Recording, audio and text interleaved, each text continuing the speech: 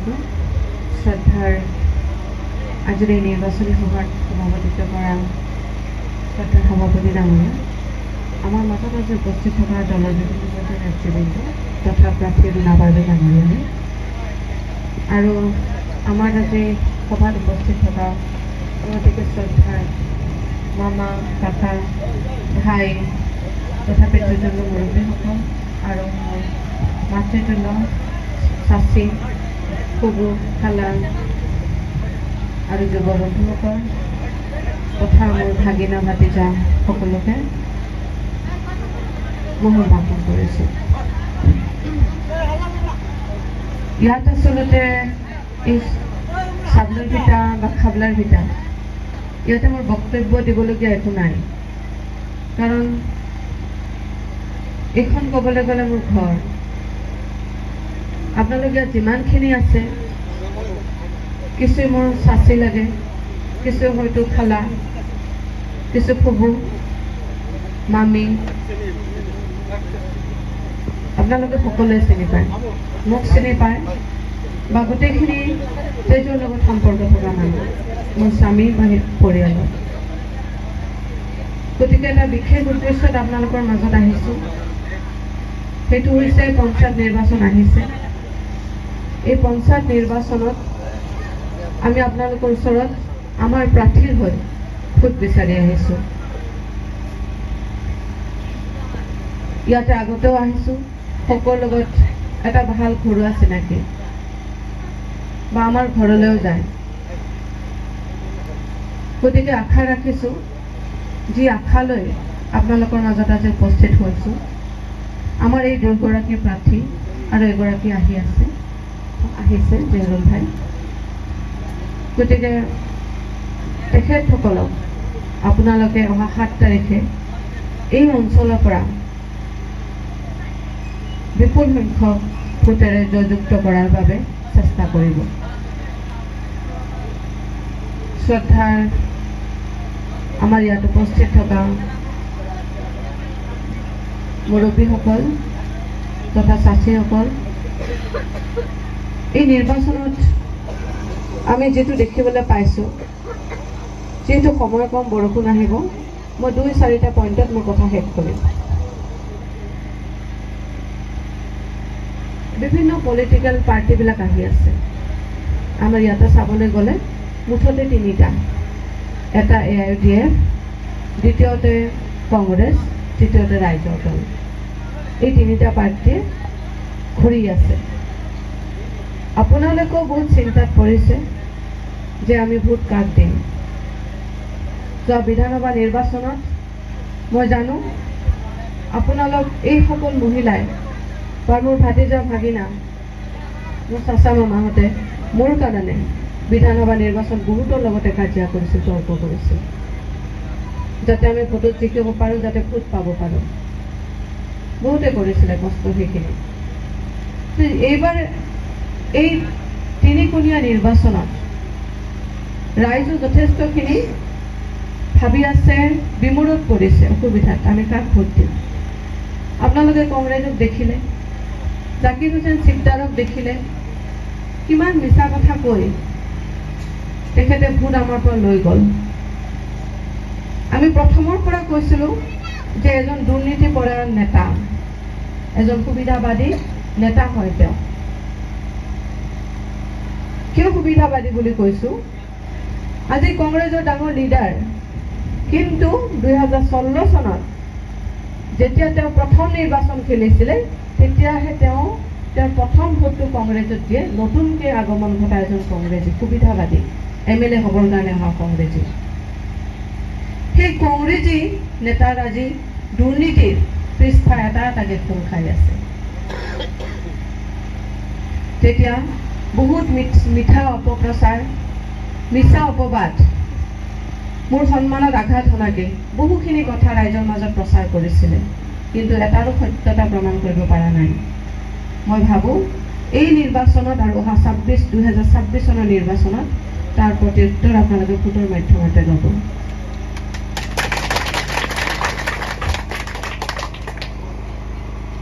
আমাক কিয় ভোট দিব লাগে? আজি এই কেইগৰাকী প্ৰাৰ্থীক আপোনালোকে কিয় ভোট দিব? এটা আপোনালোকৰ সেইটো প্ৰশ্ন বা আপোনালোকে মোৰ নিজৰ মানুহ বুলি আমাৰ পৰিয়ালৰ ৰক্তৰ তেজৰ সম্পৰ্ক থকা মানুহ বুলি আপোনালোকক দিব কিন্তু আপোনালোকৰ এই ভোটখিনি আমাৰ সাফিচিয়েণ্ট নহয় ওচৰৰ মানুহখিনি ৱাৰ্ডৰ মানুহ আৰু যদি কোনোবা আপোনালোকৰ আলহী আছে তেতিয়াহ'লে সেইখিনি ভোটো কিন্তু আমাক লাগিব সেইখিনি ভোট আনিব গ'লে নিশ্চয় আকৌ এবাৰ কাজিয়া কৰিব লাগিব যুক্তি দিব লাগিব তেতিয়াহে বুজিব হয় আপোনালোকে সিহঁতক বুজাব লাগিব আমাক কিবা কিয় তলাচাদিৰ ভোটত আমি আকৌ আহিছোঁ আপোনালোকৰ মাজলৈ কেইদিন আগতে দেখিছে কান্দি কাটি ৰাইজৰ দলৰ প্ৰাৰ্থী মমতাজ বাইদেউ ফেচবুকত আপডেট দিছিলে যে মই 30 লাখ টকা দিছিলোঁ আৰু অন্য এগৰাকী প্ৰাৰ্থী তেখেতও কান্দি কান্দি কৈছিলে যে মই মোৰ গহনা বিক্ৰী কৰি কোনোবা মাটিৰ কাগজ বন্ধকত থৈ 20, 25, 30 লাখ টকা দি টিকেট কিনিছোঁ কিন্তু শেষত গৈ সেই টিকেট নিদিলে পইচা লৈছিল কিন্তু পইচা দিও টিকট নাপালে আজি কাউন্সিলৰৰ প্ৰাৰ্থী টিকেটৰ দাম হৈছে 15 লাখ 16 লাখ 20 লাখ টকা এই কথা আমি কিয় গম পালো আগতে কিয় গম নাপালো মই আমাৰ দলীয়সকলে সকলোৱে গম পাওঁ যে টিকেট লওঁতে ধনৰ লেনদেন হৈছিল আগতেও কৰিছে কিন্তু এইবাৰ যেতিয়া বহুত বেছি হৈ গ'ল তেতিয়া সেই প্ৰাৰ্থীসকলে যিসকলে কংগ্ৰেছ কৰিছে তেওঁলোকে এতিয়া খোলা খুলিকৈ আহি ফেচবুকত আপডেট দি আছে ভিডিঅ' বনাই আছে আমাৰ পৰা পইচা লৈছে বিধায়কে এটা কথাৰ প্ৰত্যুত্তৰ দিছিলেনে কৈছিলেনে কোনোবা নাই মই পইচা লোৱা নাই দিব পৰা নাই কিয় দিব পৰা নাই কাৰণ তেওঁ দুখী হয় আৰু ইতিমধ্যে ভূপান বৰা ডাঙৰীয়াই কোনে কোনে পইচা লৈছে এইটো তদন্ত কৰিবৰ কাৰণে এখন লিষ্ট দিল্লীলৈ পঠিয়াইছে কিন্তু সেইটোৰ যে কিবা বিচাৰ হ'ব সেইটো আপোনালোকে আশা নকৰিব কাৰণ আগতে এনেকুৱা লিষ্ট বনাই বহুত দিল্লীলৈ গুচি যায় সেইটোৰ আৰু বিচাৰ নহয় কিন্তু বিচাৰ কৰিব লাগিব ৰাইজে এনেকুৱা দুৰ্নীতিবাজ এনেকুৱা ঠকেবাজ এনেকুৱা পইচা দালালি কৰা নেতাক কিন্তু বিদায় লোৱাৰ চান্স আপোনালোকে আকৌ এবাৰ পাইছে আজি ৰাইজৰ উন্নয়নৰ নামত আজি মিলন বজাৰ গৈছিলোঁ ৰাতিপুৱা ব্ৰিজ বনাইছে এখন 2021 চনৰ আগত নিৰ্বাচনৰ আগত ৰাইজৰ মাজত গৈছিলে ৰাইজে কৈছে আমাক ব্ৰিজখন বনাই দিয়ক আমি আপোনালোকক দিম বনাই দিলে 4 বছৰৰ আগত ইমান ডাঙৰ ডাঙৰ গাঁত ৰাস্তা পিলপিলি পাৰ হ'ব নোৱাৰে এই হল তেখেতৰ উন্নয়ন কেৱল নিৰ্বাচনে পাৰ হ'ব লাগে কিবাকে বৈতৰণি বাকী পিছত যি হয় তাকে হৈ থাকক ভোট লাগে আৰু এটা উদাহৰণ দিব খোজো আপোনালোকক মই লৈ আহিছোঁ মনত পৰিছে নেকি এইখনে কিন্তু আমাক বহুত ক্ষতি কৰিলে 2000 টকীয়া কংগ্ৰেছৰ গৃহিণী গ্যাৰেণ্টি কাৰ্ড মনে পড়ছে না সচেনা পুরা মনে পড়ছে কেরা কেরা পাইছেন এই কার্ড পাইছিলেন না আনে কার্ড পাইছিলেন আর কেরা কেরা হাত উঠাছে হাত খাড়া করে কার্ড পাইছিলেন কিন্তু পয়সা ঠকছে কি ঠকে না এইটা একটা টেকনিক আছে সেই নির্বাচনী বৈতরণী পার হবার কারণে ভোট দেও বাকি পরে যি হয়ে থাকক এইটো কৈছিলে যে আপোনালোকে আমাক ভোট দিব 7 তাৰিখে 8 তাৰিখে আপোনালোক সকলোৰে একাউণ্টে পইচা সোমাব 2000 টাকা সোমাব আৰু কেৰা কাৰ কথা শুনে স্বামী যদি কয় যে ভোট দিয়া নাগব অন্য দলে তাও দিবেন না 2000 টাকা বড় তো দিলে মানে তাৰপিছত হ'ল আৰু তাৰপিছত এই 2000 টকাখনৰ কাৰণে হাজাৰে হাজাৰে ভোট কংগ্ৰেছত পৰি গ'ল আৰু সেই টকা আৰু কেতিয়াও নোসোমালে ভোটটো লৈ গ'ল আমাক ভোটটো বনাই থৈ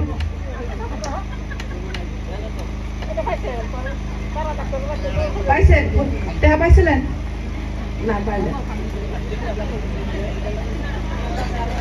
আরো একটা এই করছাই আমাকে মা চাষিরা একটু এই যে কইসাল যে 7 তারিখ আপনারা ভোট দেবেন 8 তারিখ থেকে ঢুকবো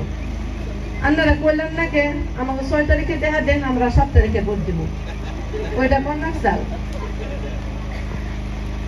তাই দিত যাই হোক আপনারা পাইলেন না গতিকে এনেকুৱা হ'ল চলাহী বা বুদ্ধিয়ক মানুহ কেৱল ভোট লাগে পিছত যি হয় হৈ থাকক এতিয়া আকৌ আহিব কিবা আৰু বেলেগ কিবা লৈ পেলাই আহিছে যোৱা বছৰ 2021 এইটো কৰি টুপি পিন্ধাই থৈ গ'ল এইবাৰ আহিছে চশমা পিন্ধাব আছে না চলাকি কৰি কংগ্ৰেছৰ যিমান সমৰ্থিত ৱাৰ্ড মেম্বাৰবিলাক আছে সবকে চশমাৰ ছবি কৰি দিলে আমিতো কৰিব নোৱাৰিলো এতিয়া এইবাৰ পঞ্চায়ত নীতিৰ এটা আইন আনিছে যে ৱাৰ্ড মেম্বাৰবিলাকৰ যিসকল প্ৰাৰ্থী থাকিব সেইটো কোনো দলীয় প্ৰতীকত খেলিব নোৱাৰে আৰু কোনো এমএলএ হওক নেতা হওক দলীয় নেতাই তেখেতসকলৰ হৈ প্ৰচাৰ চলাব নোৱাৰে মোৰ ইয়াত কাৰোবাক দেখিছে নেকি ৱাৰ্ডৰ কোনোবা মেম্বাৰ আহিছে নেকি ইয়াতে নাই কিন্তু আপোনালোকে নিজে দেখিছে এই খাবলাৰ ভিতৰ মিটিঙত গোটেই 10জন ৱাৰ্ড মেম্বাৰৰ প্ৰাৰ্থী বহাই লৈছে ডাঙৰ চশমাৰ ফ্ৰেম এটা বনাইছে আনিছে দেখাবৰ কাৰণে আৰু সবকে কৈ আছে চশমাৰ ছবিত ভোট দিব অমুক অমুক চিনাকি কৰাই আছে সম্পূৰ্ণ আইন বিৰোধী কাম মই ইতিমধ্যে সেই ভিডিঅ'টো পোৱাৰ পিছত বিধায়ক জাকিৰ হুছেইন চিকদাৰৰ বিৰুদ্ধে মই ডিচিকো কমপ্লেইন কৰিছোঁ ইলেকশ্যন অফিচাৰকো কমপ্লেইন কৰিছোঁ ইলেকশ্যন কমিশ্যনকো দিছোঁ যিহেতু এইটো আইন বিৰোধী কাম এইটো বন্ধ হ'ব লাগে ইতিমধ্যে তেখেতসকলে বন্ধ কৰিলে আৰু যদি ভাই বন্ধ কৰা নাই এতিয়া আৰু মই দুই এটা ভিডিঅ' তেনেকুৱা পাই আছোঁ য'ত ৱাৰ্ড মেম্বাৰৰ লগত জিলা পৰিষদৰ প্ৰাৰ্থী আৰু আঞ্চলিক পৰিষদৰ প্ৰাৰ্থী ঘৰে ঘৰে গৈ কেম্পেইন কৰি আছে গতিকে মই কেছ কৰিবৰ কাৰণে ৰেডি হৈ আছোঁ সকলো কাগজ পত্ৰ ডকুমেণ্টছ ৰেডি কৰিছোঁ মই কেছ কৰিম আৰু কেছ কৰিলে সেইসকল ৱাৰ্ড মেম্বাৰৰ তেখেতসকলৰ মেম্বাৰশ্বিপ কাটা যাব বা তেখেতসকল ইলেকশ্যনত হয়তো খেলিব নোৱাৰিব বা প্ৰাৰ্থিত্ব কাটি যাব মোৰ ওচৰত যথেষ্টখিনি প্ৰমাণ আছে আৰু মই সেইখিনি অচিৰে মই দি আছোঁ গতিকে তেখেতসকলে চশমাৰ ছবিলে এতিয়া কৰি আছে কাম যিয়ে নহওক আমাৰো এতিয়া সুবিধা হ'ব সিহঁতে ভাবিছিলে চশমাৰ ছবি দি দিম চবে ভাগ মাৰিব এতিয়া কথা হ'ল কি আমাৰো এটা সুবিধা হৈছে এইবাৰ কিন্তু সমষ্টি চাৰিওফালে 4টা জেডপিচিতে এটা আৱাজ উঠিছে এই দুৰ্নীতিবাজ নেতাক কিন্তু কংগ্ৰেছক আমি এইবাৰ জাকিৰ হুছেইন চিকদাৰক খেদিম ৱাৰ্ড মেম্বাৰে হওক আঞ্চলিক পঞ্চায়তে হওক বা জিলা পৰিষদতে হওক সকলোতে তেখেতসকলে AIDFৰ প্ৰাৰ্থীক সমৰ্থন কৰি আছে একমাত্ৰ এটা উদ্দেশ্য এই সমষ্টিৰ পৰা জাকিৰ হুছেইনক উৎখাত কৰিব লাগে বেলেগ কোনো কথা নাই আৰু সেইকাৰণে সকলোৱে সিদ্ধান্ত লৈছে যে আমি চশমাৰ বাহিৰে অন্য যিকোনো ছবিত ভোট দিম কিন্তু চশমাত আৰু ভোট আমি নিদিওঁ আমাৰো সুবিধা হৈ গৈছে এতিয়া ৰাইজে এতিয়া গম পাইছে যে চশমা য'ত আছে তাত কংগ্ৰেছ আছে গতিকে সেই চশমাত আৰু আমি ভোট নিদিওঁ শ্ৰদ্ধা ৰাইজ কংগ্ৰেছ হ'ল আমাৰ বাপ দাদাৰ দল চবেই এটা সময়ত কংগ্ৰেছ কৰিছিলে আজি কিয় এনেকুৱা অৱস্থা হ'ল যে কংগ্ৰেছৰ অসমৰ নিচিনা জেগাত বা ভাৰততে গোটেই কংগ্ৰেছৰ লাহে লাহে পজিশ্যনটো কমি আহিছে বা নাইকিয়া নিচিনা হৈ আছে 2-3টা উদাহৰণ দিম আপোনালোকে বুজিব আৰু জাকিৰ হুছেইন চিকদাৰে যিটো কথা কৈ আছে 2026 চনত চৰকাৰ গঠন কৰিব দিছপুৰত সেইটো কেনেকৈ সম্ভৱ হ'ব আপোনালোকে মোক বুজাব বৰ্তমান ভাৰতত কংগ্ৰেছৰ চৰকাৰ 37খনৰ ভিতৰত 33খনৰ ভিতৰত 33খনৰ ভিতৰত 33 বা 34খনৰ ভিতৰত কেৱল 3খনতহে কংগ্ৰেছৰ চৰকাৰ আছে আৰু বাকী 30খনতে বিজেপি বা অন্যান্য আঞ্চলিক দলৰ চৰকাৰ আছে কংগ্ৰেছৰ নাই অসমত য'ত 126টা সমষ্টি আছে সেই সমষ্টিত কংগ্ৰেছৰ নিচিনা এটা ৰাষ্ট্ৰীয় দলৰ কেৱল 19জন বিধায়ক আছে লাজ লগা কথা এটা সময়ত কংগ্ৰেছৰ 126জন বিধায়কে আছিল লাজ লগা কথা এটা আজি এনেকুৱা অৱস্থা যে হ'ল আজি এই পঞ্চায়ত নিৰ্বাচনৰ দিন যেতিয়া ধাৰ্য কৰিছিলে ডেট ডিক্লেয়াৰ কৰিছিলে এক সপ্তাহৰ ভিতৰতে উজনি অসমৰ 37টা জিলা পৰিষদ বিজেপি এজেপি বিনা প্ৰতিদ্বন্দ্বিতাই কংগ্ৰেছক শূন্য কৰি অলৰেডি জিকিলে উজনি অসম খালী বিগ জিৰ' আৰু কেৱল সমষ্টিত আহি ভুৱা প্ৰচাৰ যে 2026 কংগ্ৰেছে চৰকাৰ গঠন কৰিব 19 জন বিধায়ক এইবাৰ অহা বছৰ কিজানি 3 জনলৈ নামিব পাৰে 3 জন বিধায়কে কিবা কংগ্ৰেছ চৰকাৰ গঠন কৰিব পাৰিবনে নোৱাৰে গতিকে আপোনালোকে অংকটো মনত ৰাখিব আৰু বুজাই দিব এইবাৰ 19 জন হৈছে অহা বছৰ 10 জন 7 জন এনেকেও হ'ব পাৰে 7 জন বিধায়কৰে কেনেকৈ কৰিব সম্ভৱ নহয় আৰু জাকিৰ হুছেইন সিকদাৰৰ দ্বাৰাটো একেবাৰে সম্ভৱ নহয় কিয় সম্ভৱ নহয় কি দিনত কংগ্ৰেছ ৰাতি গৈ আকৌ হিমন্ত তাতে বিজেপি সবে জানা হৈছে এতিয়া কেইদিন আগতে ভূপেন বৰাই যে বিজেপিৰ লগত থকা এই বিধায়কৰ নামবিলাক লৈ গৈছিল তাত 3 নম্বৰ নে 2 নম্বৰ জাকিৰ হুছেইন সিকদাৰৰ নামো আছে একো ব্যৱস্থা নহল গতিকে যাৰ বাবে আজি কংগ্ৰেছৰ এনেকুৱা দুৰৱস্থা লাহে লাহে সদায় বেয়াৰ ফালেহে গতি কৰি আছে মই কংগ্ৰেছ দল বেয়া বুলি কোৱা নাই স্বাধীনতাৰ পিছত ব্ৰিটিছক খেদা স্বাধীনতা আমাক দিয়া আৰু স্বাধীনতাৰ পিছত ভাৰতক শাসন কৰা প্ৰথম দল হ'ল কংগ্ৰেছ দল কংগ্ৰেছৰ নীতি আদৰ্শও ভাল কিন্তু এই বিজেপিৰ ইপিঠি বিজেপিক খেদিম বুলি মিছাতে অপপ্ৰচাৰ চলাই বিজেপিৰ এজেণ্ট হৈ কাম কৰা কংগ্ৰেছী বিধায়ক জাকিৰ হুছেইন সিকদাৰ এনেকুৱা বিধায়ক থকাৰ বাবে আজি কংগ্ৰেছৰ এনেকুৱা পয়া লগা অৱস্থা যদি বিজেপি এজেপিক খেদিব বিচাৰে যদি বিজেপি এজেপিৰ শাসন অন্ত পেলাব বিচাৰে আগত জাকিৰ হুছেইন সিকদাৰক পাকা বেট বাৰী সৰু ক্ষেত্ৰৰ পৰা বিদায় দিয়ক তাৰপিছত সম্ভৱ হ'ব আৰু চৰকাৰ গঠন কৰাৰ ক্ষেত্ৰত অকল কংগ্ৰেছে কেতিয়াও নোৱাৰে আৰু হয়তো 20-30টা বছৰ লাগিব তাৰপিছত হ'ব কিন্তু লগত অন্যান্য দলৰ লাগিব সাপোৰ্ট আৰ তাত এআইডিএফ দল কিং মেকাৰ হিসাবে থাকিব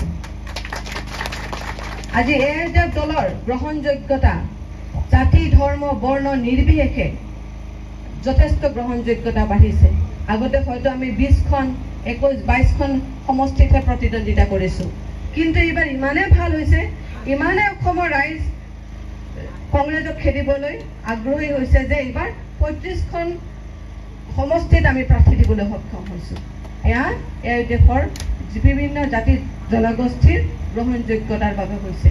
তেওঁলোকে যিমানে অপপ্ৰচাৰ নকৰক কিয় বিৰোধীয়ে যে এই সাম্প্ৰদায়িক দল আপোনালোকে গম পাব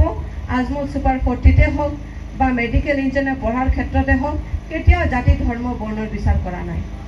এই দলত কেতিয়া জাতি ধৰ্ম বিচাৰ কৰি কাকো বিধায়ক বনালে কাকো টিকেট দিয়া নাই কাকো দলীয় পদবীও দিয়া নাই কেৱল দিছে যোগ্যতাৰ ভিত্তিত চম্পক কলিতা ডাঙৰীয়া যথেষ্ট সন্মান দিছে তেখেতক যথেষ্ট ভাল পদবী এটা দিছে এই দলৰে বিধায়ক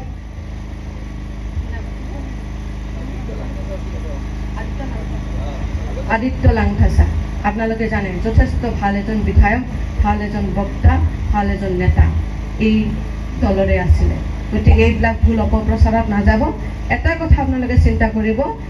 ইতিমধ্যে আপাৰ আসামৰ ৰাইজে কংগ্ৰেছক বিদায় দিছে এই সংখ্যালঘু ৰাইজ য'ত আছে যিয়ে যাক কংগ্ৰেছে কেৱল ভোটাৰ হিচাপেহে ব্যৱহাৰ কৰিছে এই কংগ্ৰেছক আমি উৎখাত কৰিব লাগে আৰু বিশেষকৈ জাকিৰ হুছেইন সিকদাৰে চলা কংগ্ৰেছ এইখিনি আমি বিদায় দিব লাগে এইখিনিকে কৈ আপোনালোকৰ সকলোৰে ওচৰত আপোনালোকৰ সন্তান আমাৰ জেহৰুল ভাই আঞ্চলিক পঞ্চায়তৰ প্ৰাৰ্থী আৰু লগতে আমাৰ ৰুণা পাৰমিন ডাঙৰীয়ানী আপোনালোকৰ এই অঞ্চলৰ ওচৰৰে কুৰিহা আৰু কমলপুৰৰ ওচৰৰে আপোনালোকে সহজতে পাব পৰা প্ৰাৰ্থী দুগৰাকী অহা 7 তাৰিখে তলা ছাবিৰ চিহ্নত ভোট দি জয়যুক্ত কৰে এইখিনিকে কৈ আপোনালোকৰ মা চাচি সকলোৰে ওচৰত দোৱা বিচাৰি আশীৰ্বাদ বিচাৰি আৰু আগন্তুক দিনত ভোট দিব বুলি আশা ৰাখি মই মোৰ বক্তব্য ইয়াতে সামৰণি মাৰিছোঁ। আসসালামু আলাইকুম, ধন্যবাদ।